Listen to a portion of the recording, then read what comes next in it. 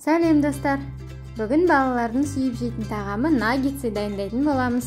Видеоны көрместен лайк басып, каналға тіркелуді ұмытпаңыздар. Ол үшін 500 грамм тауықтың төс етін 1-2 сантиметрдей болатындай етіп, ұзынша кесіп аламыз.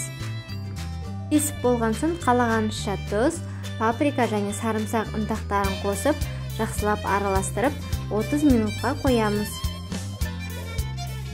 Дайын болған тауық етін 100 грамм ұнмен араластырамыз. Майды көп қажет етпес үшін ұннан тауық еттерін сілкіп, басқа ыдысқа салып аламыз. 2 жұмыртқаны біркелкетіп араластырып аламыз.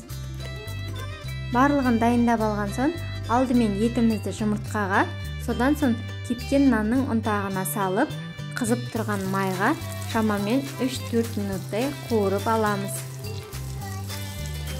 Табаныңызды жабатындай етіп пергамент қағазын салып қуырсаңыз, жан жағына май шашырамайды. Біздің наггетсі дайын, өте шырынды әрі қытырлақ болып шығады. Наггетсті үйлеріңізде дайындап, комментарийға бөлісуді ұмытпаңыздар.